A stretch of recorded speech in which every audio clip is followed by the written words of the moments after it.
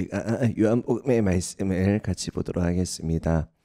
예수님께서 요한복음 말씀을 통해서 하나님께서 우리를 얼마나 사랑하시는지, 그리고 우리가 그의 거처 안에 거하는 것이 우리가 또 우리의 궁극적인 우리가 천국에서 우리가 주님과 영원토록 이제 함께 있게 될 것들에 대해서 또 이제 말씀을 하고 계십니다.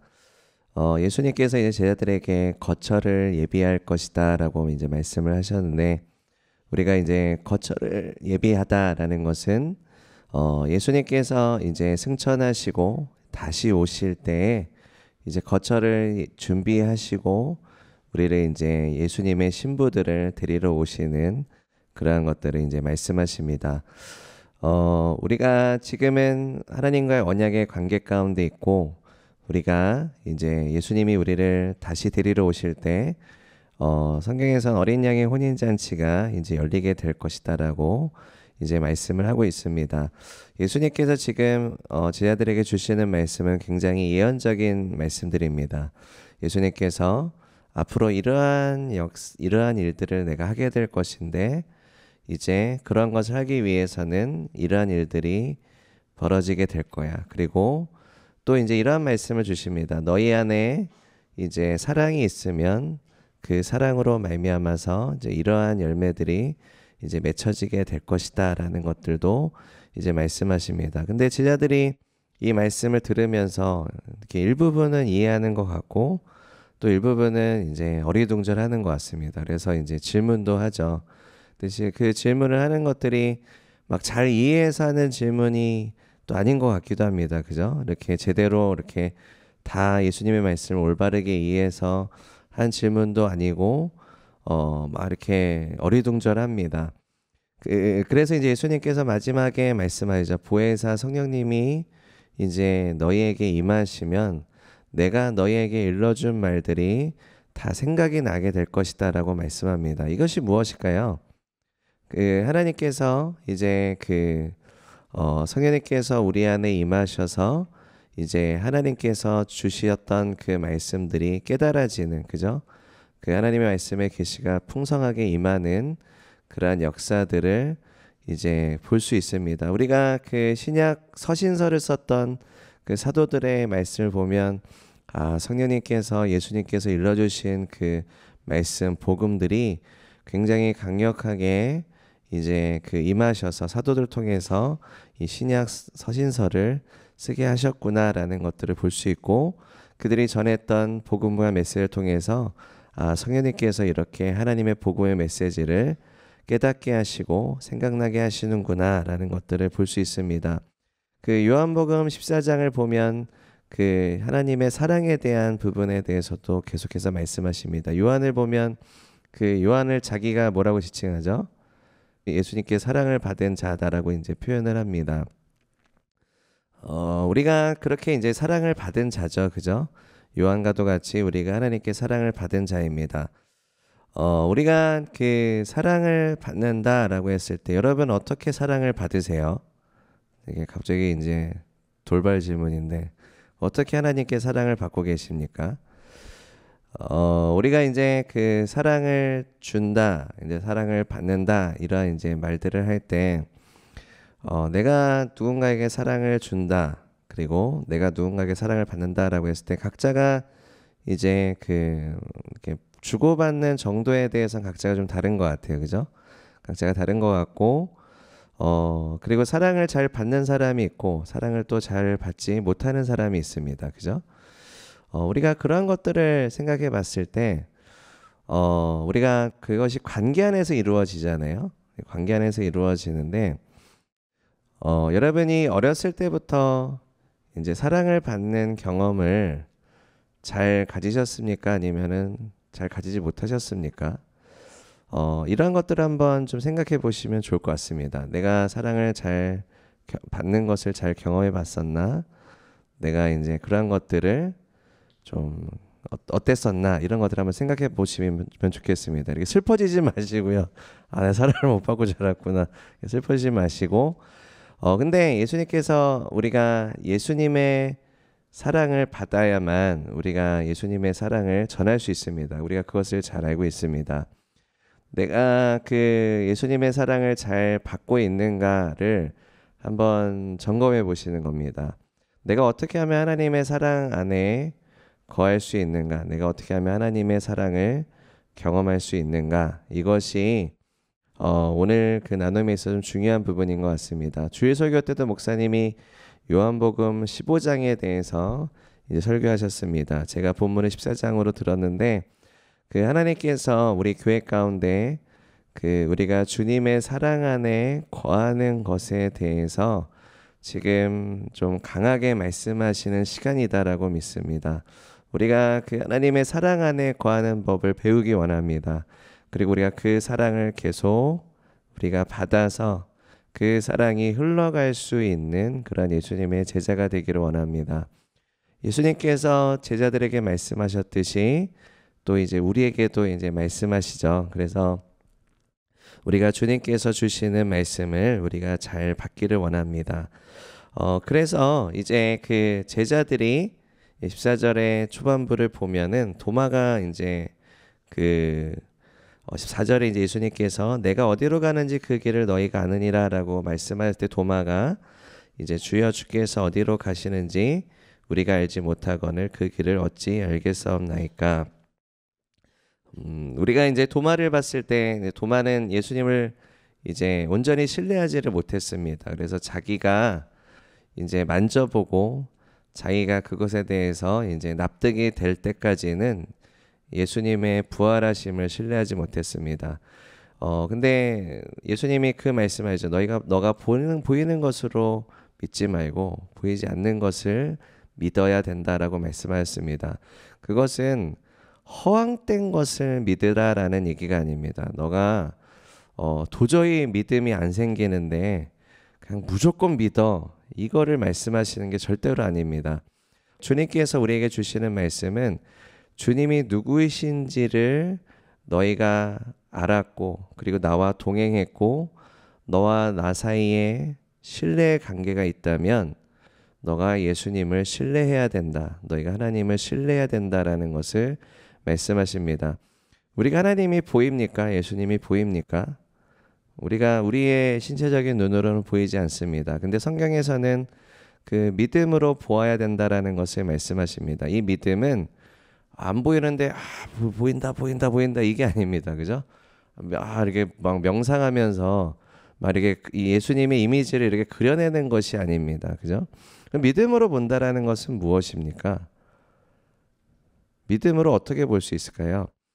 우리가 그 성경에서 이건 좀 수수께끼 같아. 아니면 이것은 너무 비유라서 제대로 깊이 좀 이렇게 이해가 되지 않아라고 했을 때 그 성경에서 말씀하시는 그 하나님의 말씀을 그 한번 이렇게 좀 연결시켜서 보시는 그 공부를 하시는 것도 되게 중요합니다.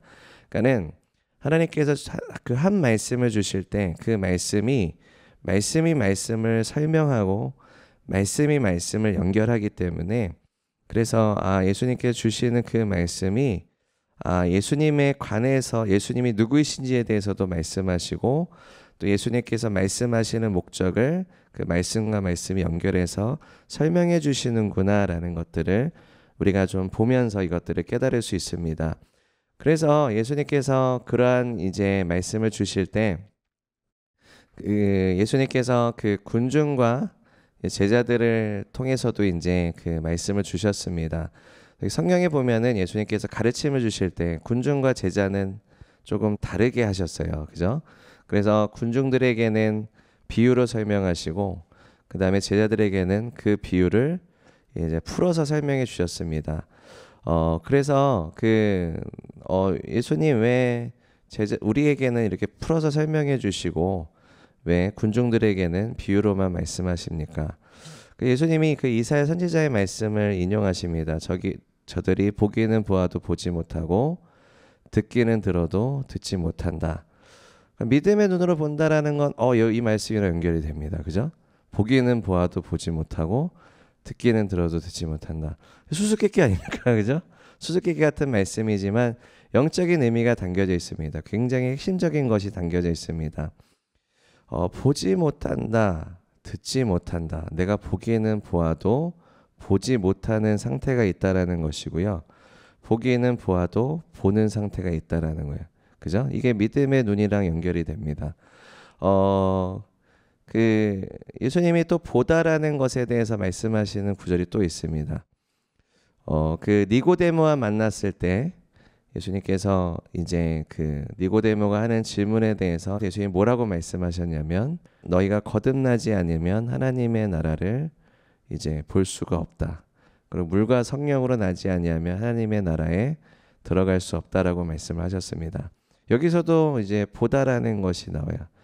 하나님의 나라는 성경에서 무엇을 설명하고 있습니까? 예수님께서 하나님의 나라를 선포하기 위해서 왔다라는 예수님의 사명에 대해서 말씀하실 때, 하나님의 나라를 선포하는 것은 예수님의 통치의 역사를, 그죠? 예수님의 통치의 역사는 무엇입니까? 복음의 역사입니다. 그죠? 복음의 능력입니다.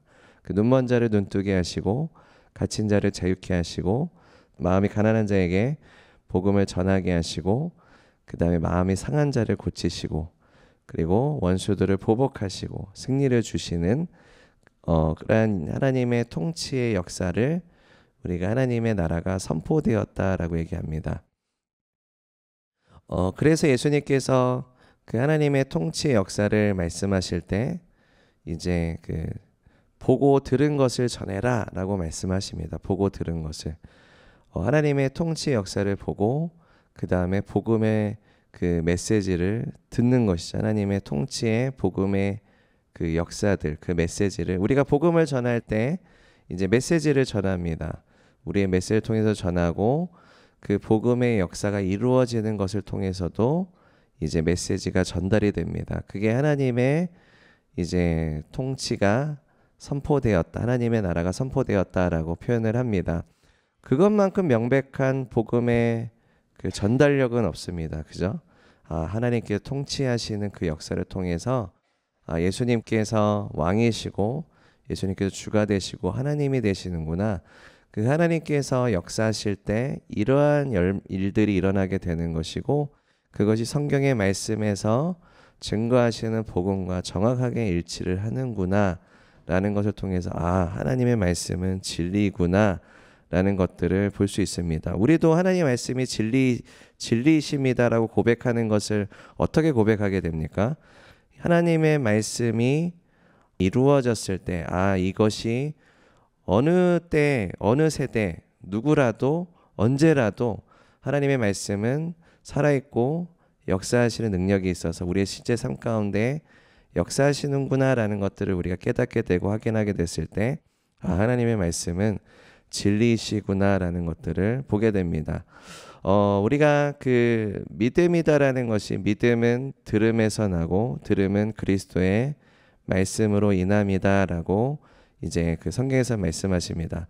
그러면 하나님의 말씀을 영적으로 듣는다, 하나님의 말씀이 우리에게 계시로 임하게 됐을 때 믿음이 이제 생성이 되는 것입니다. 그리고 예수님이 믿음에 대해서 얘기하실 때 씨 뿌리는 부유에 대해서 얘기하셨습니다. 하나님께서 말씀을 주실 때 말씀이 이제 씨앗이다라고 이제 말씀하시죠. 그러면 믿음이 들음으로 인해서 우리에게 말씀이 임합니다. 그러면 말씀이 처음에는 씨앗의 형태로 우리에게 임하는 것이죠. 하나님께서 우리에게 이제 말씀을 통해서 계시하실 때, 그것이 우리에게 임할 때 예수님의 비유를 연결시켜 보면은 씨앗으로 주어지는 거예요. 씨앗으로. 그러니까 예를 들어서 이제 제가 좋아하는 게 수박입니다. 그러면 수박씨, 그죠? 수박, 내가 좋아하는 걸로 주신다는 얘기는 아닙니다. 하나님이 주시는 말씀이 수박씨예요. 그러면 우리가 이제 말씀을 받은 자로서 이 수박씨를 이제 심겠죠. 우리가 수박씨를 심을 때 하나님의 말씀은 온전하시고 완전하십니다. 그리고 이 믿음은 가능성입니다. 믿음은 이제 바라는 것들의 실상이요 보이지 않는 것들의 증거니라고 말씀하셨어요. 여기서도 보이지 않는다라는 단어가 등장하네요. 보다, 보이지 않다, 듣는다, 듣지 못한다. 그죠? 여기에서 이 말씀과 말씀이 계속 연결이 됩니다. 그래서 이제 우리가 바라는 것들의 실상이다라고 했을 때 소망을 얘기합니다. 소망이 실제가 되는 것이죠. 이제 가능성이 실제가 되는 겁니다. 근데 이 가능성은 실패하지 않을 가능성을 가지고 있습니다. 왜냐하면 씨앗은 완전하기 때문에. 하나님의 말씀이 어떠한 성질을 가지고 있다라고 성경은 말씀하시냐면 불에 연단하여도 그 믿음은 소멸되지 아니하고 변질되지 아니하고 온전한 정금과도 같은 것이다라고 얘기합니다. 정금은 아무리 단련을 하여도 그것이 이제 어떤 훼손이 되거나 변형이 되지 않습니다. 순수하게 그것이 이제 계속해서 보존이 됩니다. 우리가 이제 믿음을 이제 씨앗을 심었을 때 그것이 이제 계속해서 우리가 씨앗을 심으면 그것을 가꾸지 않습니까? 근데 계속 보이지 않습니다. 그것이 이제 자라나서 열매를 맺기까지는 계속해서 그것이 잘 자랄 수 있도록 우리가 계속 물도 줘야 되고 비료도 줘야 되고 환경 가운데 그것이 잘 자랄 수 있도록 계속 가꾸어야 됩니다. 믿음이다라는 것이 이러한 것이다라고 성경은 분명히 말씀을 하십니다.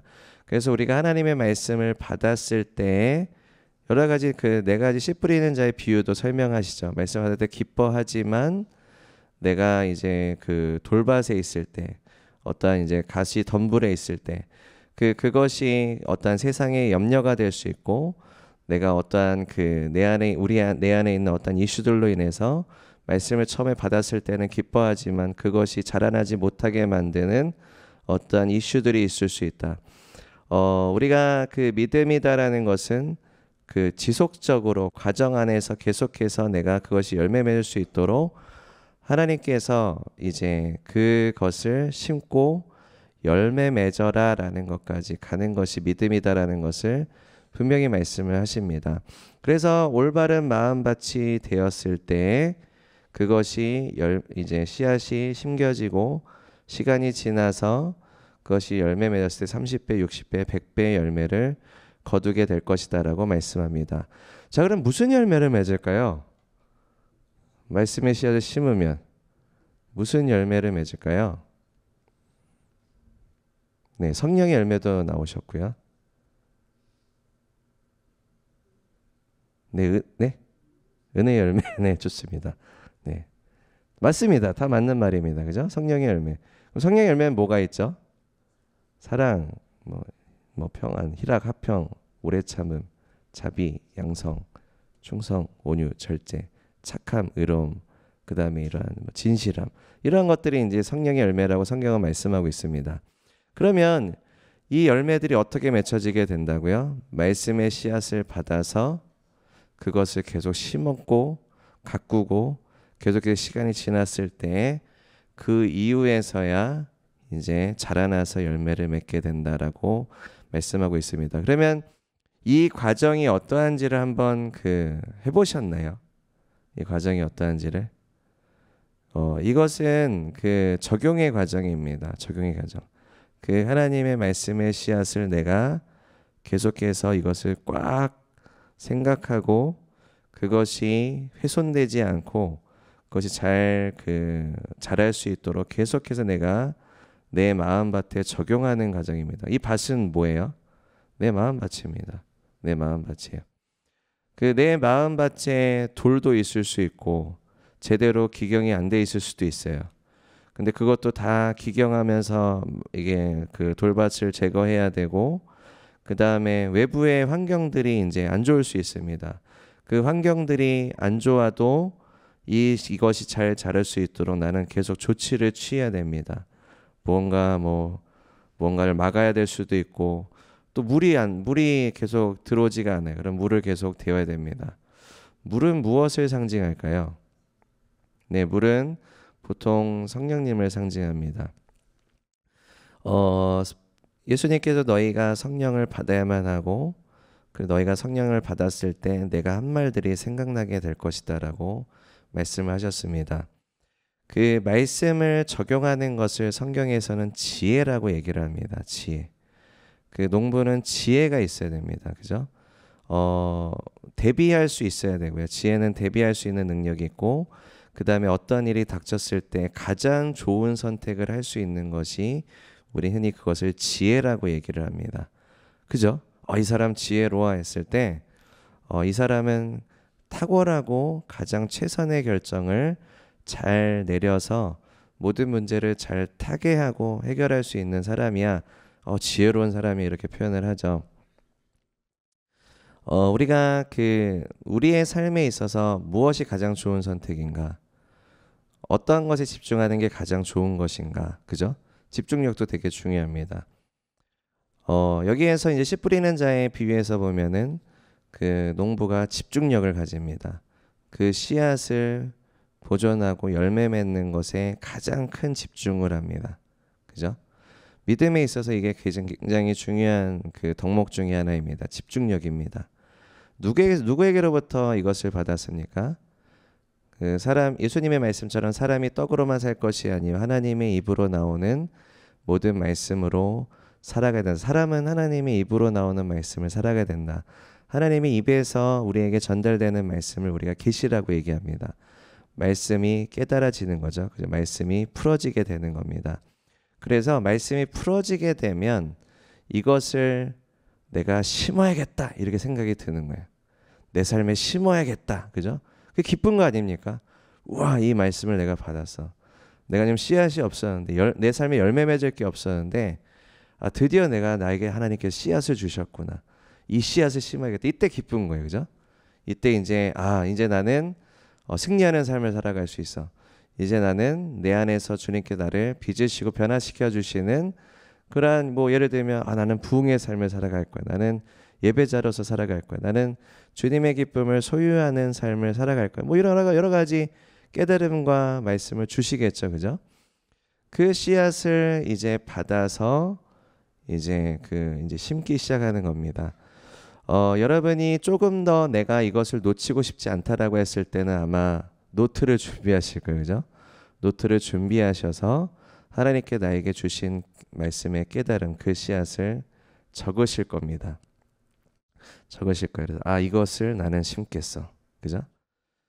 그러면 이것을 어떻게 심을 것인가? 이것을 어떻게 내가 가꿀 것인가? 어떻게 내가 이것을 좀 잘 캐리하고 갈 것인가? 이런 것들을 생각합니다. 그러면 거기에 있어서 여러분 그 말씀을 심으셨을 때 그것이 제대로 열매 맺기까지 여러분의 삶 가운데 변화되는 것이 필요합니다. 내가 다른 것에 집중했던 것에서 여기에 집중을 해야 됩니다. 그죠? 여기에 집중을 해야 돼요. 하나님께 주시는 씨앗이 한 개일까요? 두 개일까요? 되게 많을까요? 되게 많습니다. 그죠? 히브리서에서는 말씀합니다. 하나님께서 너에게 일러줄 것이 굉장히 많지만 너희가 다 받지를 못해 라고 말씀하시죠. 다 받지를 못하기 때문에 그것과 같아요. 여러분이 부모님이 많이 계십니다. 그죠? 자녀에게 할 말이 많죠. 다 하시나요? 할 말을? 다 못하시죠. 왜요? 왜 다 못하시죠? 튕기기도 하고 이제 자녀가 또 어려우신 분들이잖아요. 그죠? 여기까지만 얘기해야겠다. 그죠? 더 이제 예를 들어서 건강하게 너무 노엽게 하면 안 되니까 얘가 이제 여기까지만 소화하니까 이렇게만 이제 좀 얘기를 해줘야겠다. 그런 것들이 분명히 있으실 겁니다. 아이들이 어릴 때 줄 수 있는 말과 성장하여서 줄 수 있는 말이 다릅니다. 근데 성경에서도 똑같이 말씀하세요.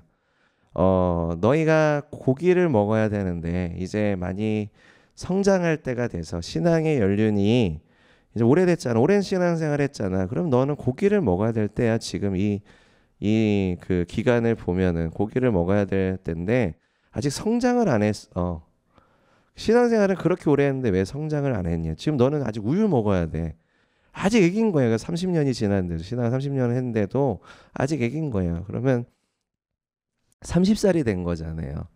30살이 되는데도 아직도 그 분유를 먹고 있는 사람이 있다라고 생각해 보시면 어쩌다가 저렇게 살아온 거야. 이렇게 되잖아요. 그죠?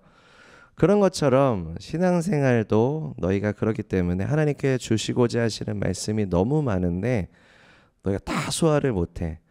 바꿔 얘기하면 하나도 말씀을 적용하고 있지 않았어. 내가 말씀의 씨앗을 줬는데 하나도 적용하고 있지 않았어. 네. 슬픈 얘기입니다. 그죠? 그래서 성경에서 히브리서에서 그 말씀을 주시면서 너가 의의 말씀을 경험해야지 영적으로 제대로 분별할 수 있어. 말씀을 계속 적용해 봐야 된다. 그래야 너가 무엇이 좋고 무엇이 그른지, 어떠한 것을 선택해야 되고 어떠한 것에 집중해야 되는지 그제서야 너희가 알 수 있어. 어른들은 그것을 잘합니다. 그죠? 그 삶에서 자기의 바운더리, 자기 절제, 그리고 참는 거, 그 다음에 하기 싫어도 해야 되는 것들을 올바른 마음가짐을 가지고 해야지라는 것들을 잘 집중해서 하는 것들이 이제 영적인 성숙에 이르렀을 때 그것이 가능합니다. 그것이 준비되어져야만 하나님께서 주고자 하시는 말씀들을 더 내가 받고자 하는 거예요. 더 내가 이제 사모하고자 하는 겁니다. 주님, 제가 더 적용하겠습니다. 더 적용하겠습니다. 더 적용하겠습니다. 하나님이 주실까요? 안 주실까요? 더 많이 주십니다. 이것이 그 하나님께로부터 사랑을 제대로 받는 사람입니다. 제대로 받는 사람이에요. 자, 우리가 사랑받는 것을 보통 이렇게 많이 생각합니다. 이렇게 우쭈쭈쭈쭈쭈 이렇게 안아주시고 이렇게 우쭈쭈쭈. 자, 그렇게 이제 부모님이 해주시죠. 누구한테요? 애들한테. 그죠? 애들한테. 그래서 그 이제 신앙을 시작하셨던 분들을 이렇게 보면요. 그 우리 교회 이제 그 뭐 신앙을 가지셨던 분들도 오시지만 그 이렇게 신앙을 처음 가지시는 분들도 계십니다. 신앙을 처음 가지시는 분들도 그 오시는데 그 예수님을 처음 믿고 영접하기 시작하면서 하나님께서 굉장히 강력하게 응답을 주시고, 와, 우리가 봐도 와, 하나님께서 이거 편애하시는 거 아닌가 할 정도로 그 신앙을 시작한 분들에게 부어주시는 은혜가 남달라요. 그 부어주시는 역사심이 남다릅니다. 어린아이 같이 순전하게 그분이 주님께 갈수록 놀랍게 부어주시는 것들을 이제 보게 됩니다. 그러니까 하나님께서 그 신앙의 단계에 맞게 하나님께서 그 완벽한 아버지시잖아요.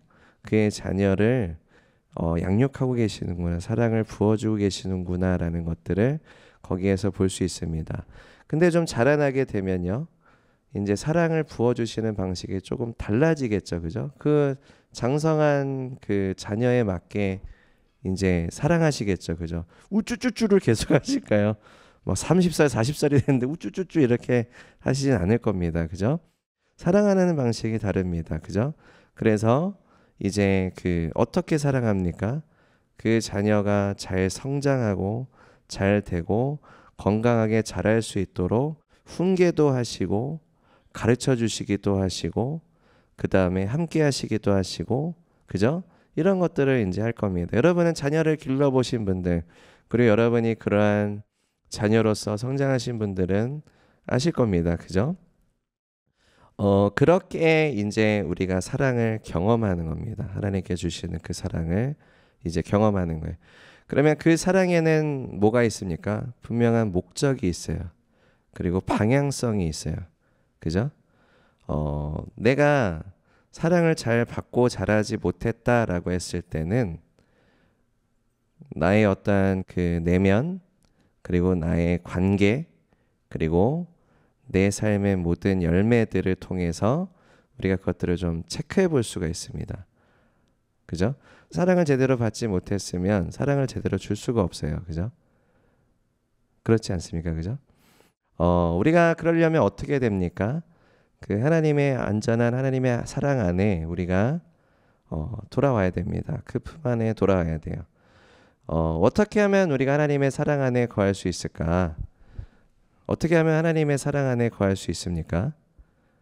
예수님께서 그 이미라도 우리에게 우리가 그 길을 열어주셨어요. 그 길을 열어주셨습니다.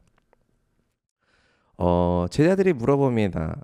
어떻게 하면 우리가 그 주님께로 갈 수 있습니까? 어떻게 하면 우리가 아버지를 알 수 있습니까? 예수님이 뭐라고 말씀하시냐면 내가 곧 길이요 진리요 생명이다. 나를 본 자는 아버지를 보았다.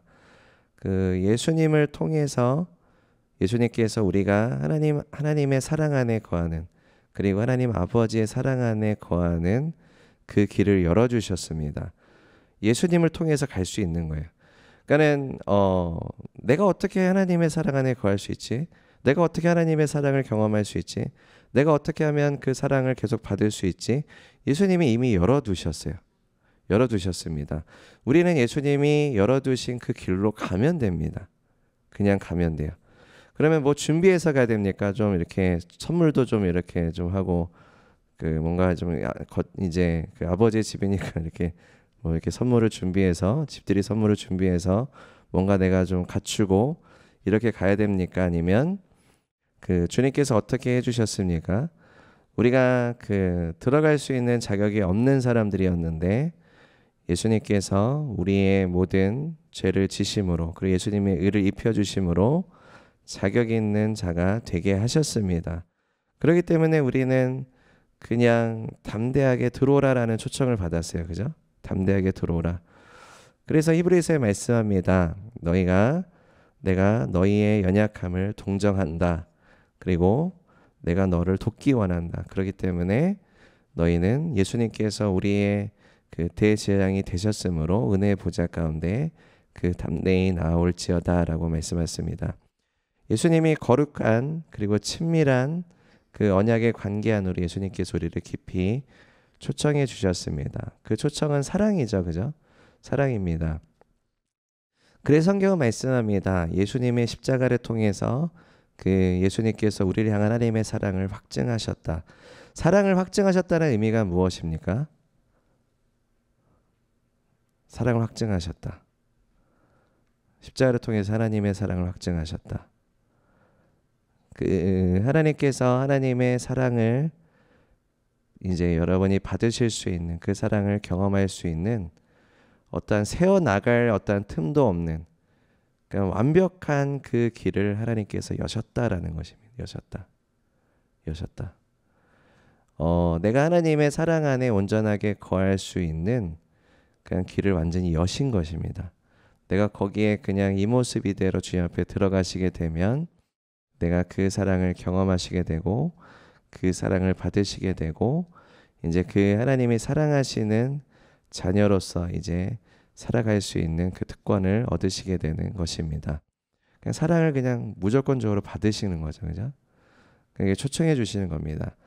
그 예전에 우리 그 봄 리트릿 갔을 때 그 철로 역정 다들 해보셨죠? 코스 해보셨죠? 그래서 그 마지막 코스가 이제 그 천국 입성인데 막 천사들로 꾸민 그 여자 성도님들이 이렇게 막 환영하는 그거 있지 않았습니까? 막 어서 오세요 하는데 몇몇 손님이 막 펑펑 우시는 거예요.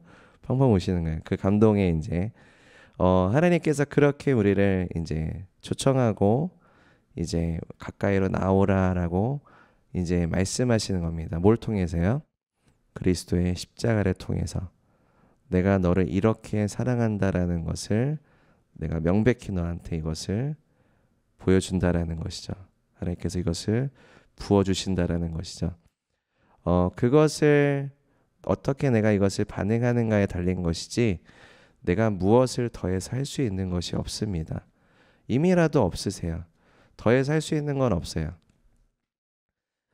우리가 그리스도의 십자가를 이제 대면하게 됐을 때, 그리스도의 십자가를 대면하게 됐을 때 우리에게 필요한 것은 겸손한 심령과 예수님의 십자가를 존중하는 마음과 그 다음 회개하는 심령이다라고 생각이 듭니다. 자, 여러분 회개할 때 내가 잘못을 뉘우치고 예수님께 순종합니다 라는 것을 이제 가지고 갑니다. 그죠? 내가 그 회개라는 것이 결국에는 하나님께 돌이키는 행동입니다. 그죠? 하나님께 돌이키는 행동이에요. 그 탕자가 아버지께로 왔을 때 아버지께로 돌이킵니다. 근데 탕자는 아직 이러한 생각을 가져요. 내가 아버지의 집에 돌이키는 것만이 유일한 길이다. 더 이상 좋은 길은 없는 것 같다. 근데 뭐 어떤 생각을 가지냐면 아버지가 나를 아들이라고 하지 않고 종이라고 말씀하셔도 나는 마땅한 자다. 아버지가 나를 혼내시고 아버지가 나를 아주 못마땅하게 여기셔도 나는 그대로 수긍하겠다. 그냥 종으로만 써주십시오라고도 내가 빌겠다라는 마음까지 갔어요. 근데 이제 막상 아버지를 만났을 때 아버지가 어떻게 해주십니까? 끌어안아 주시잖아요. 그죠? 그때 탕자가 뭘 느꼈을까요? 그죠? 사랑을 느꼈겠죠. 그죠? 내가 하나님이 나의 못난 모습을 보고, 나의 타락한 모습을 보고, 그 다음에 나의 잘못된 모습을 보고, 하나님은 나를 못마땅하게 여기시겠지. 하나님은 나를 혼내시겠지. 이 생각을 가졌을 거예요. 근데 돌이키는 순간 아버지가 혼내십니까? 엎드려 뻗쳐 하면서 이제 막 빠따를 때리시면서 다시는 죄를 짓지 마라 하면서 꾸짖으셨습니까? 아니면 안아주셨습니까? 감싸 안아주셨습니다. 그리고 이제 그 잔치를 벌이시죠. 하나님의 사랑이 얼마나 위대하시고 그 사랑이 얼마나 충만하신지를 볼 수 있는 장면이고요. 또 한 가지는 우리는 하나님에 대한 오해가 너무 크다라는 것을 또 볼 수가 있습니다. 여러분을 향해 하나님이 어떠한 생각을 가지고 계시는지에 대해서 여러분 조정이 필요합니다. 조정이 필요한데 중요한 것은 내가 내 스스로 이것을 조정할 수가 없어요. 그거 이해되시나요? 이미라도 수많은 거절감, 이미라도 수많은 상처, 이미라도 내가 하나님의 사랑을 온전하게 경험해 보지 못한 삶이었기 때문에 이미라도 왜곡되어져 있어요. 이미라도 꼬여져 있습니다. 그래서 내 관계가 어려워지거나 내 삶이 어려워졌을 때 그냥 또 오해해 버려요. 하나님, 내 삶에 왜 이런 일들이 일어납니까? 왜 나한테 이런 일들이 일어납니까? 주님 또 저 사랑하지 않으시죠? 뭐 이런 생각들이 날 수 있어요. 나를 못마땅하게 여기시죠? 혹시 그런 생각을 가져보신 적 있으십니까? 그것은 어디에서 우리가 이제 고쳐지게 되냐면 길이 하나밖에 없어요. 길이 하나밖에 없어요. 내가 해결하고 주님께로 나아가는 길은 없습니다. 예수님이 내가 곧 길이요 진리요 생명이라고 말씀하셨기 때문에 한 길밖에 없어요. 예수님께서 길은 하나만 여셨습니다. 어디에 여셨죠? 예수님이 십자가를 통해서 여신 휘장 그거 하나밖에 없어요. 유일한 길이에요. 은혜의 보좌로 나아가시는 것 말고는 다른 길은 없어요. 다른 길은 없습니다. 거기로 나아가셔야 됩니다. 거기로 나아가셔야 돼요. 그러니까 아버지께서 탕자를 감싸 안아주시는 그것을 경험하셔야 내 미혹이 풀립니다. 하나님에 향한 내 오해가 풀려버리게 됩니다. 그죠? 여러분의 부모님에 대한 오해가 있어요. 근데 부모님이 정말 날 사랑하시나? 라는 오해가 있어요. 어떻게 풀립니까? 부모님이 나를 사랑하실 때 풀리지 않습니까? 그 관계에서 사랑의 관계를 경험하실 때 풀리지 않습니까? 다른 때 풀립니까? 그렇지 않습니다. 내 스스로 막 마인드 컨트롤을 해서 풀고 그 다음에 관계가 없는 삶을 지속하는 게 맞습니까? 그렇지 않습니다. 사랑을 받는 그 관계 안에서의 경험을 통해서 하나님이 사랑이시다라는 것을 온전하게 알게 됩니다. 그래서 유일한 길로 나아가셔야 돼요. 예수님이 십자가를 통해서 하나님의 사랑을 확증하셨도다라는 부분들입니다. 거기에서 경험을 하지 못하시면 다른 데서 경험하시기에는 어렵습니다. 왜냐하면 길이 아니기 때문에 그래요. 예수님만이 길이시기 때문에 다른 길로서는 경험할 수가 없으십니다. 하나님의 사랑을 거기에서 깊이 경험할 수 있습니다. 물론 우리가 일반 계시라고 얘기를 합니다. 특별 계시는 예수님이시고 일반 계시는 이제 하나님이 창조하신 만물을 보고 하나님께서 살아계시고 하나님이 누구이신지를 알 수 있는 부분들이 있습니다. 근데 진정한 하나님과의 개인적이고 친밀한 관계는 예수님을 통해서만 그것을 경험할 수 있습니다. 예수님이 내가 곧 길이요 진리요 생명이니 나로 말미암지 않고는 아버지께로 올 자가 있다고 말씀하셨습니까? 없다라고 분명히 말씀을 하셨어요. 그렇기 때문에 우리가 그 하나님의 사랑 안에 우리가 그 거하는 것을 예수님을 통해서 우리는 그것을 할 수 있습니다. 그래서 이제 예수님이 그 문 밖에 서서 두드리신다라고 말씀하시고 우리가 마음 문을 열면 내가 그에게로 들어가 함께 교제하리라라고 말씀을 하셨습니다. 우리가 본문의 말씀을 잠깐 보겠습니다. 빌립이 이제 9절에 8절에 이제 아버지를 우리에게 보여주옵소서라고 이제 질문을 합니다. 예수님께서 빌립아 내가 그렇게 오래 너희와 함께 있었는데 내가 나를 알지 못하느냐 나를 본 자는 아버지를 보았거늘 어찌하여 아버지를 보이라 하느냐라고 이제 질문을 하십니다. 10절에 내가 아버지 안에 거하고 아버지는 내 안에 계신 것을 내가 믿지 아니하느냐 내가 너에게 이르는 말은 스스로 하는 것이 아니라 아버지께서 내 안에 계셔서 그의 일을 하시는 것이다. 내가 아버지 안에 거하고 아버지께서 내 안에 계심을 믿으라. 그렇지 못하겠거든 행하는 그 일로 말미암아 나를 믿으라. 자, 우리가 예수님을 통해서 아버지를 볼 수 있다라고 말씀을 하셨습니다. 우리가 하나님 아버지의 아버지의 파더링, 아버지의 사랑 안에 거하는 것이 여러분이 그 사랑의 열매를 맺는 데 있어서 가장 결정적인 그러한 이제 중요한 부분입니다. 아버지는 그 자녀가 잘 성장하고 잘 되기를 원하십니다. 그리고 아버지께서 하시는 그 일들을 자녀들도 하여서 그 유업을 이제 잘 캐리하기를 원하십니다. 그 성경 말씀합니다. 하나님의 독생자는 예수님이세요. 그죠? 하나님의 아들 예수님께 주신 유업을 양자된 우리에게도 그 유업을 나눠주신다라고 성경은 말씀합니다. 유업을 나눠주신다라는 게 뭡니까?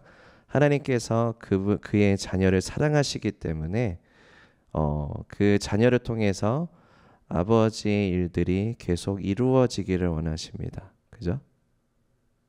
아버지의 일들이 이루어지기를 원하십니다. 그 자녀가 그리스도의 장성한 분량에 이르기까지 잘 성장하기 원하시고 아버지의 일을 함께 동참시켜 주셔서 자녀로서의 권세를 가지고 이것들을 잘 캐리하기를 원하십니다. 자, 여기까지가 또 보면은 하나님의 사랑을 받는 게 이런 거구나라는 걸 또 알 수가 있습니다. 그죠? 그죠? 우쭈쭈쭈쭈 하는 것만 사랑을 받는 게 아니라 내가 슬플 때 위로만 받는 게 사랑을 받는 게 아니라 내가 그냥 기쁨이 넘치는 것만이 사랑을 받는 게 아니라 내가 그리스도의 장성한 분량에 이르기까지 성장하고 아버지의 일을 탁월하게 자녀된 권세로서 온전하게 완수하는 것도 이제 하나님 아버지의 사랑을 온전하게 받은 자의 열매입니다. 열매입니다. 그죠? 내가 예배에 와서 하나님이 위로하십니다. 그죠? 나를 격려하시고 나에게 또 기쁨을 부어주십니다. 그것만이 끝나는 게 아니라는 거예요. 그죠? 내가 그 하나님의 사랑을 온전하게 받는 삶은 훨씬 더 넓습니다. 훨씬 더 충만합니다. 우리가 생각할 수 있는 훌륭한 부모님이 그 자녀를 너무나도 사랑하고 너무나도 그것을 탁월하게 사랑하셔서 자녀가 훌륭하게 성장한 일화들을 우리가 봅니다. 근데 하나님 아버지는 어떠한 분이십니까? 완벽한 아버지세요. 그리고 완벽하게 그의 자녀를 아주 훌륭하게 키우실 수 있는 분이십니다. 그죠? 내가 그 사랑을 받고 있는 거예요. 자, 사랑을 어떻게 받는 겁니까? 사랑을 받는 게 너무 추상적이고 잘 모르겠어. 주님 어떻게 사랑을 받는 겁니까? 십자가부터 시작하시는 겁니다. 예수님께서 여신 그 길부터 시작하시는 거예요. 그리고 그 하나님의 사랑이 계속해 내 안에 부어져서 그것이 열매 맺는 삶을 살아가도록 아버지의 사랑 안에 거하시는 법을 계속 누리시고 아버지께 물어보시고 그리고 성령님의 인도하심을 받으시는 겁니다. 본문에서는 지금 그걸 말씀하고 계세요. 보혜사를 너에게 보내줄 것이다. 너희가 나를 사랑하면 내가 너에게서 떠나는 것을 기뻐할 거야. 그 사랑이라는 것이 이렇게 막 계속 보듬어 안는 이미지만 생각하시면 절대로 안 돼요. 그 사랑에는 목적이 있고요. 방향성이 있고요. 역사가 있고요. 그리고 능력이 있고요. 거기 안에는 분별이 있고요. 하나님의 뜻을 분별하는 그 관계가 형성되어져 있기 때문에 그렇습니다. 그죠? 그 하나님과 우리 사이의 관계가 형성되어져 있기 때문에 거기에서 이제 깨달아 알게 되는 거예요. 아, 하나님께서 나를 사랑하시기 때문에 이 일들을 나에게 맡기시는구나. 하나님께 나를 사랑하시기 때문에 승천해서 보혜사 성령님을 보내셔서 우리를 통해서 그 일들을 이루게 하시는구나. 이게 하나님의 사랑의 목적이었고 방향성이었구나. 예수님께서 십자가를 지나가실 때 그 앞에 있는 기쁨을 위해서 십자가를 지나가셨다라고 말씀하셨습니다. 그 앞에 있는 기쁨이 무엇입니까? 놀라운 하나님의 구속의 역사. 그리고 예수님은 다 알고 계셨을 거예요. 그죠? 예수님이 다시 죽으시고 부활하시고 승천하셔서 제자들에게 사명을 맡기시고 그리고 그 제자들을 통해서 하나님께서 계속해서 예수님의 공동체를 이루게 하시고 세대와 세대를 아울러서 그 사랑으로서 역사하는 복음을 계속 전하게 하시는 구원하시는 그죠? 하나님의 통치, 하나님의 나라가 계속 증가되는 하나님의 자녀들이 계속해서 이제 입양되어지는 그죠? 이러한 것들을 바라보셨을 겁니다. 왜요? 사랑하시기 때문에. 그죠? 그 사랑에는 목적과 방향성이 분명하게 있습니다. 14장에서는 그것을 계속해서 말씀을 하고 계십니다. 그래서 이제 예수님과 그 하나님은 얼마나 사랑하셨는가.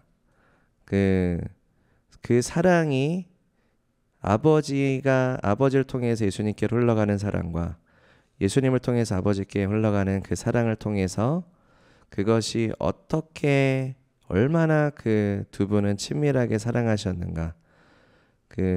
또 예수님 말씀하잖아요. 내가 아버지의 사랑 안에 거하는 것처럼 내가 아버지 안에 거하고 너희가 내 안에 거하고 계속 이 말씀을 하시잖아요. 이게 하나님의 사랑 안에 거하는 것인데 그것이 얼마나 친밀하고 그것이 얼마나 깊은 사랑인가. 이것을 복음서에서는 예수님께서 예수님의 공생의 삶을 통해서 그것을 보여주셨습니다. 그래서 우리가 보면은 나는 스스로 말하지 않고 아버지께서 나에게 일러준 것을 너에게 전한다. 아버지께 굉장히 순복되셨고 그리고 항상 한적한 곳에 가셔서 기도하시면서 아버지께 여쭤보시기도 하시고 아버지께서 주신 것을 가지고 그 다음날 사역을 섬기시고 또 사역이 마치시고 나서도 아버지께 깊이 기도하시고 예배하시는 그러한 장면들이 이제 성경에서 굉장히 많이 등장을 합니다. 예수님이 항상 아버지를 의존하는 믿음을 살아가시고 아버지와의 시간을 항상 가지시는 것들을 볼 수 있습니다. 그게 예수님이 우리의 완벽한 본이 되시죠. 내가 하나님의 자녀로서 어떻게 살아갈 것인가, 내가 아버지로부터 사랑을 받는 자녀로서 살아가는 게 무엇일까를 예수님이 보여주십니다. 그 사랑받는 자녀의 완벽한 삶을 보여주시는 거예요. 이해되시나요? 여러분, 우리가 죄를 짓게 되고요. 세상과 타협하게 됐을 때 그 행동 자체가 내가 하나님의 사랑을 거부하는 행동이에요. 이해되시나요? 그 사랑의 목적과 방향성이 있어요. 그 목적과 방향성을 내가 틀어놓는 거예요. 하나님이 우리를 사랑하시기 때문에 훈계하신다라는 것을 우리 그 말씀을 적용해 보겠습니다. 그죠? 하나님께서 나를 사랑하시기 때문에 나를 훈계하신다. 왜 훈계하십니까? 잘 되길 바라기 때문에, 잘못된 길로 나아가는 것을 원치 않기 때문에. 내가 거룩하니 너희도 거룩하라. 왜요? 사랑하시기 때문에. 그 사랑의 목적과 방향성이 있습니다. 왜 회개해야 됩니까? 사랑하시기 때문에. 우리가 자녀가 돌이켜서 하나님과의 올바른 관계 안으로 다시 들어오기 원하시기 때문에 그 내 자녀가 더러운 불순물들을 소유한 자녀가 되지 원치 않으시기 때문에 주님께서는 지적하시는 거죠. 올바른 길로 나아가도록 우리가 불순물을 가지고 있으면 탐욕을 가지고 있으면 미움을 가지고 있으면 제대로 성장할 수가 없습니다. 하나님의 올바른 자녀로서 건강하게 살아갈 수가 없습니다. 주님께서 이것들을 제거하기 원하시죠. 다 하나님의 사랑입니다. 내가 하나님의 사랑을 받았기 때문에 치유함을 받았고 내가 자유함을 얻게 되었고 내가 계속해서 주님의 은혜 안에 거할 수 있는 하나님의 사랑이 어떠십니까? 신실하십니다. 우리가 신실하신 사랑을 노래 주님은 신실하고 그죠? 항상 거기 계시네. 그 주님의 사랑이 신실하십니다를 노래합니다. 그 하나님의 사랑이 언제나 신실하신데 신실하신 그 사랑을 내가 받고 있느냐예요. 관건은 다 받고 있지 않아요. 다 받고 있지 않아요. 그래서 내가 엉뚱한 생각, 엉뚱한 길로 갔을 때 원망까지 하는 이유가 엄청난 미혹이에요. 그 하나님이 나를 치유하기 원하실까? 그 하나님이 정말로 나를 사랑하실까? 라는 질문 자체가 너무 잘못된 질문이에요. 신앙적으로 아주 잘못된 질문입니다. 하나님이 나를 치유하기 원하실까? 내가 계속 고질병이 있는데 치유하기 원하실까? 그 하나님이 여러분이 부모님이시고 여러분이 자녀가 있고 여러분이 자녀였을 때 여러분이 아프셨을 때 부모님이 좀 더 아팠으면 좋겠다 너는 이렇게 말씀하시는 거 들으신 적 있으세요? 그거는 사랑이 아니라 미움이잖아요. 근데 하나님은 사랑이시다라고 말합니다.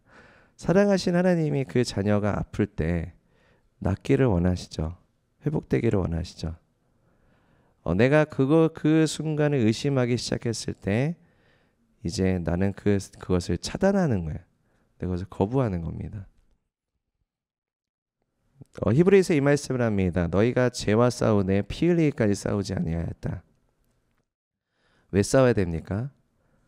그 하나님의 사랑을 위해서 싸우셔야 됩니다. 싸우셔야 돼요. 그 원수가 빼앗고자 하는 것은 그것입니다. 그리고 성경에서 말씀합니다. 그 최고의 계명은 마음과 뜻과 힘과 정성을 다해서 이제 주님을 사랑하고 내 이웃을 내 몸과 같이 사랑하라. 요한 사도가 이 얘기를 합니다. 요한복음을 지었던 요한 사도가 너희가 그 하나님을 사랑한다고 하면서 이제 지체를 사랑하지 않으면 거짓말하는 사람이다. 그러니까 사랑의 본질에 대해서 얘기하십니다. 그 사랑의 본질에 대해서. 그래서 우리가 하나님의 사랑을 받은 자면 그것은 그 사랑은 이제 이웃을 사랑하고 지체를 사랑하게 된다라는 것을 분명하게 말씀하십니다. 이 사랑은 본질적인 부분입니다. 본질은 바뀌지 않습니다. 그래서 이제 여기에서 이제 본문을 읽으실 때 그 사랑의 본질적인 부분들을 말씀하시는 것들이 이제 계속 있습니다. 그래서 12절부터 보겠습니다. 내가 진실로 너에게 이르노니 나를 믿는 자는 내가 하는 일을 그도 할 것이요 또한 그보다 큰 일도 하리니 이는 내가 아버지께로 감이라. 그죠? 그 사랑에 대해서 얘기하시면서 무엇을 말씀하십니까? 이제 내가 나를 믿는 자는 내가 하는 일, 예수님께서 하시는 일도 할 것이고 예수님보다 더 큰 일도 하게 될 것이다. 그죠? 그것은 내가 아버지께로 가기 때문에 여기에서 제자들은 이해했어야 됐어요.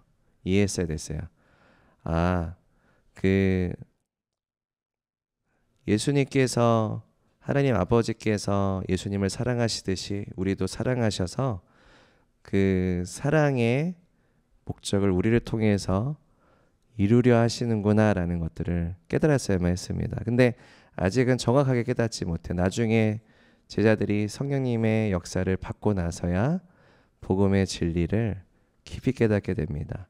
그 사랑으로서 역사하는 복음의 능력을 깊이 깨닫게 됩니다. 하나님께서 자녀를 사랑하시기 때문에 이 일을 하기 원하신다라는 것입니다.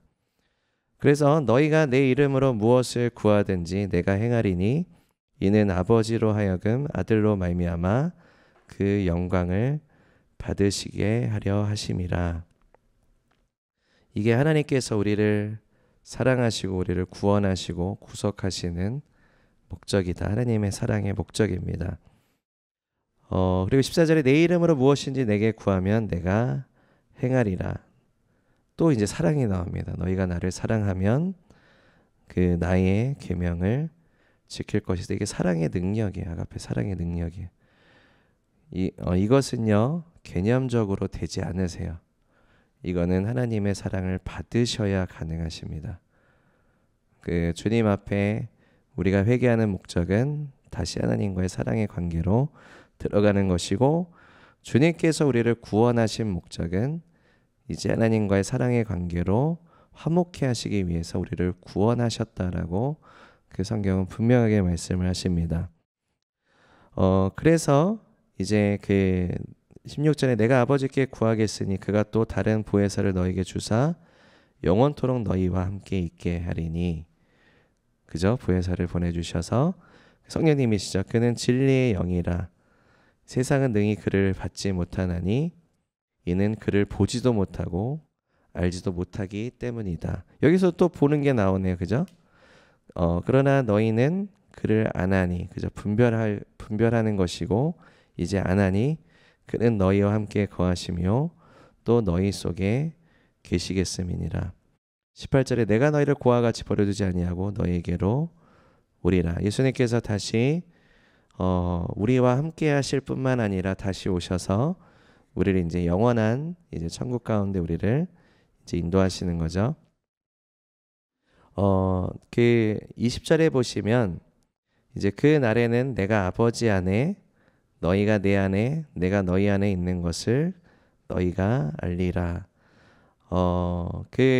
우리가 그 예수님께서 아버지 안에 계시고 그 다음에 우리가 예수님 안에 계시고 또 예수님께서 우리 안에 계신다라는 말씀은 여러 번 하셨어요. 이 구절에만 하신 게 아니라 굉장히 여러 번 하셨어요. 예수님이 요한복음 17장에 예수님이 그 겟세마네 동산에서 기도하시는 장이거든요. 거기서도 이 기도를 하세요. 내가 아버지 안에 있는 것 같이 그들도 내 안에 있고 나도 그들 안에 있음으로 인해서 그들이 하나가 되길 원합니다. 그들이 이제 주의 영광을 보기를 원합니다. 이러한 기도들을 굉장히 예수님께서 하십니다. 그러니까 예수님은 이미 예수님이 계속해서 그 기도를 하고 계시고 그 아버지, 근데 또 그것은 아버지의 마음이고 그것은 또 아버지의 뜻입니다. 예수님께서 이렇게 아버지와 친밀하게 그리고 그 뜻과 비전과 마음을 공유하셔서 그것을 온전하게 이루고자 하시는 한 팀이세요. 그죠?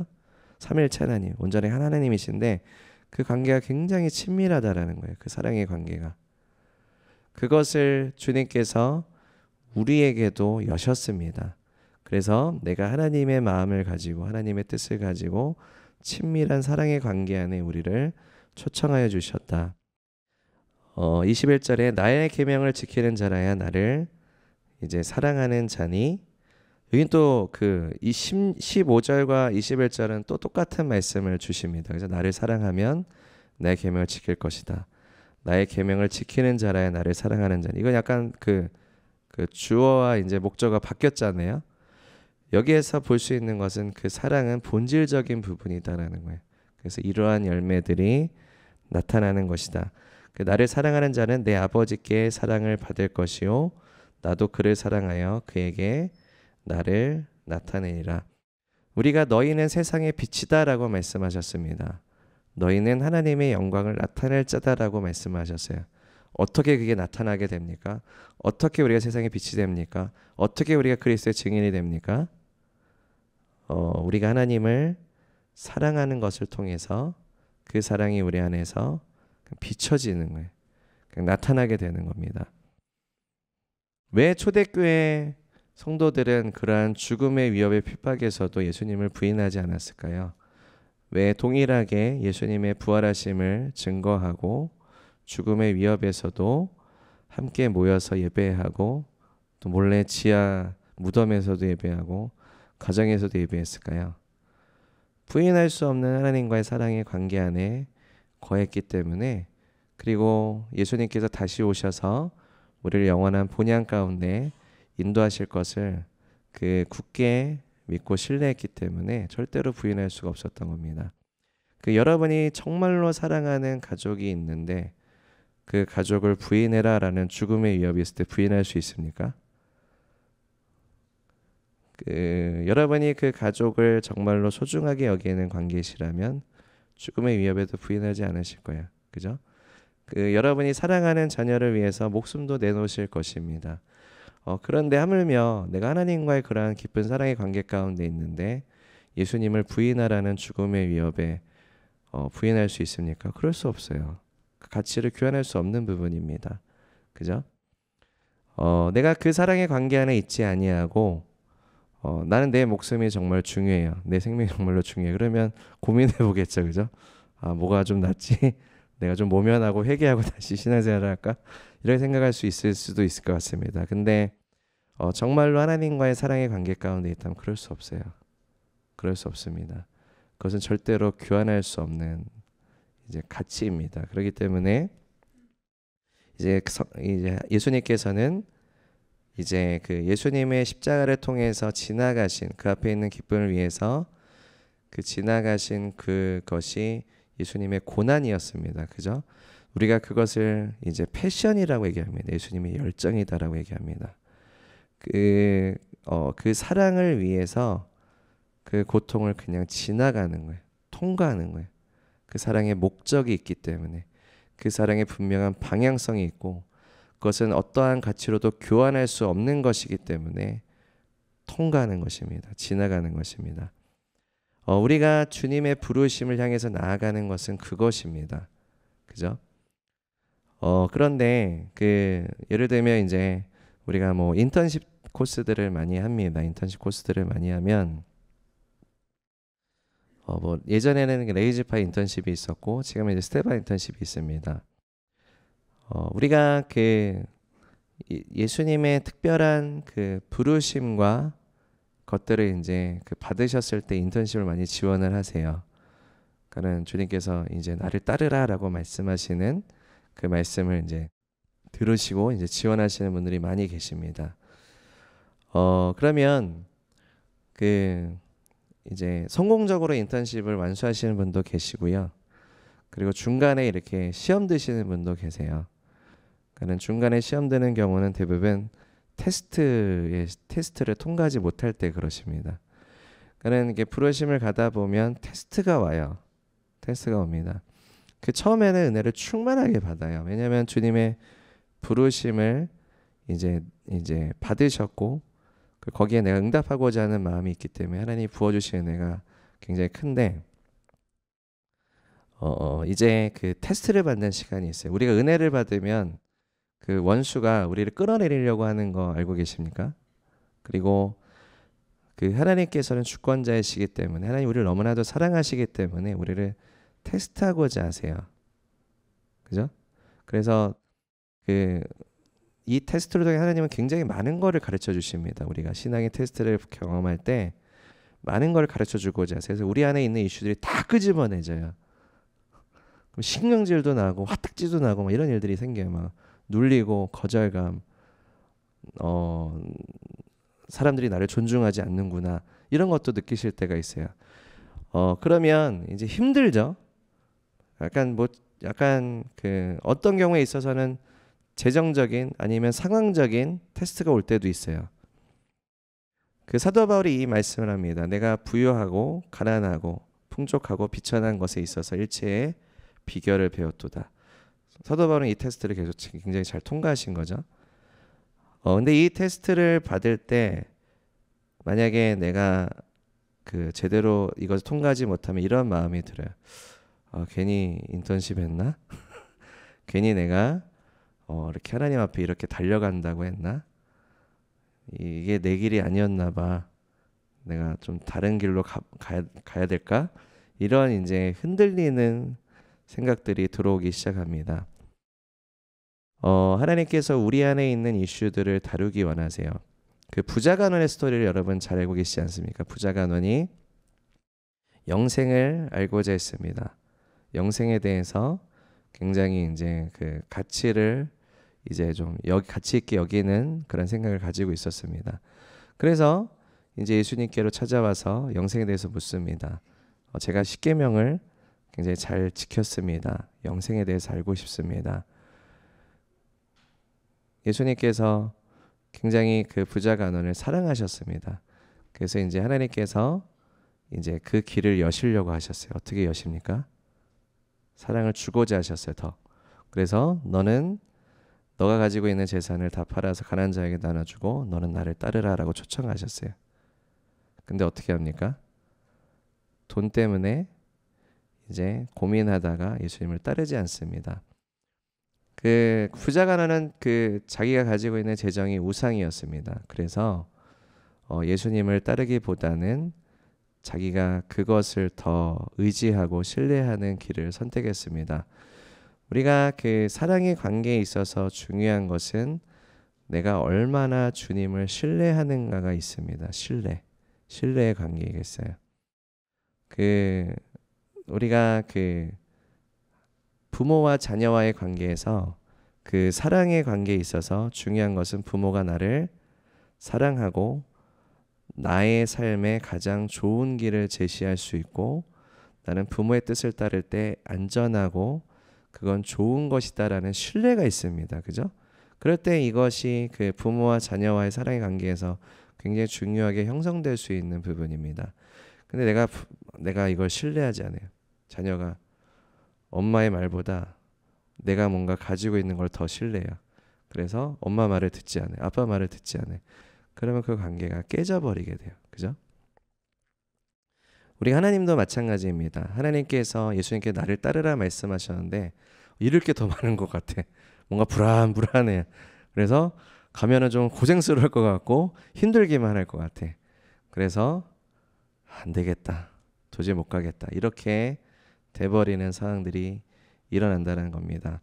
근데 하나님과의 사랑의 관계가 여러분 잘 형성이 되시고 그 다음에 예수님을 신뢰하고 하나님이 나를 이끄시는 나를 부르시는 초청이 정말로 나를 사랑하셔서 하나님의 목적을 정말로 온전하게 이루는 그러한 역사들을 여러분 기대하신다면 예수님을 끝까지 신뢰하고 나아가시게 됩니다.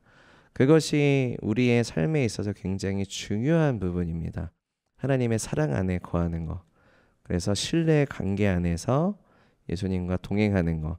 마지막으로 이것을 나누고 마치도록 하겠습니다. 시간이 너무 많이 지나서.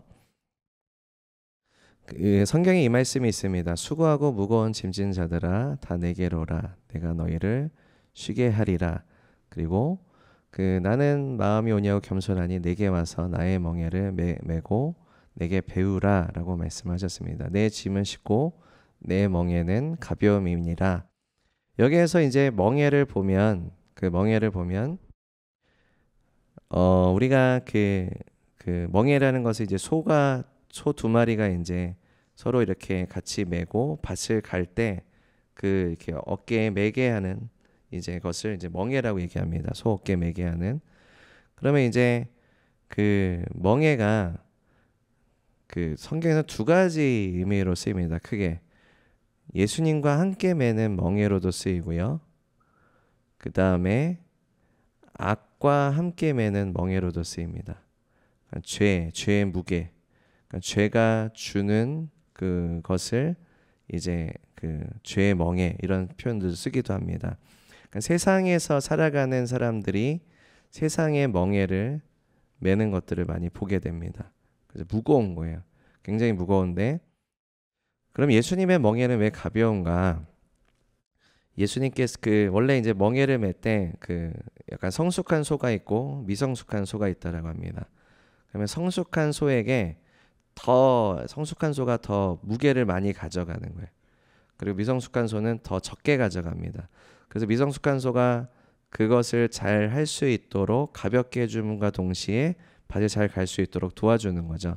예수님께서 이제 수고하고 무거운 짐진 자를 다 내게로 오라. 내가 너희를 쉬게 하리라. 내 멍에는 쉽고 내 짐은 가볍다라 말씀하신 게 예수님이 이제 예수님께서 더 무거운 것들을 지셔서 예수님의 십자가를 통해서 보이셨지 않습니까? 예수님은 예수님의 우리의 죄를 가져가셨고 예수님의 의를 우리 가운데 입혀주셨습니다. 예수님이 그렇게 해주시겠다. 그래서 내가 너와 같이 밭을 갈 건데 이거는 하나님의 나라와 하나님의 부르심과 하나님의 사명입니다. 나를 따라 초청하실 때 내가 더 무겁게 질게. 그리고 너는 가볍게 가라.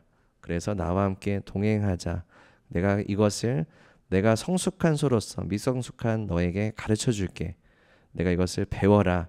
그래서 이것이 온전하게 될 수 있도록 내가 함께 하겠다라고 말씀하시는 부분입니다. 얼마나 큰 사랑입니까? 그죠? 얼마나 신실하신 사랑입니까? 하나님께서는 내가 하나님의 사랑을 받을 수 있는 유일한 길을 열어주셨고 명백한 길입니다. 확증을 할 수 있는 그냥 이것을 누구도 핑계할 수 없는 하나님의 사랑의 길을 여셨습니다. 예수님의 십자가를 통해서. 그래서 우리를 구원하시고 구속하실 뿐만 아니라 우리가 하나님의 탁월한 자녀된 권세를 가진 자로서 왕같은 제장으로서 우리가 예수님의 제자로서 그 사랑 안에 거하며 계속해서 우리가 주님의 장성한 분량에 이르기까지 성장하고 아버지의 일을 온전하게 감당할 수 있는 자로서 우리를 이제 세우십니다. 그것이 하나님의 사랑이다. 그리고 그뿐만이 아니라 영원한 생명을 주셔서 그죠? 우리가 영생은 뭐라고 말씀하시죠? 자, 하나님 아버지와 그의 아들 예수 그리스도를 아는 것이다. 어떻게 아는 겁니까? 관계적으로 아는 겁니다. 관계적으로. 사람을 어떻게 정보를 알 수 있습니까? 관계를 어떻게 정보를 알 수 있죠? 그 관계를 함께 살아가야 알 수 있죠. 그죠? 그렇게 하나님과 동행하는 것이 영원한 생명이다라고 성경에서는 분명히 말씀하십니다. 자, 우리가 주님 안에서 우리가 기쁨으로 우리가 그의 사랑 안에 거하는 그리고 그것을 좀 깊이 또 묵상하시고 예배하셔서 우리가 또 하나님의 사랑에 의해서 장성분량에 이르기까지 성장하고 또 탁월하게 또 하나님 아버지의 자녀로서 살아가시는 모든 성도님들이 되시기를 축복합니다. 우리가 다 함께 기도하시겠습니다.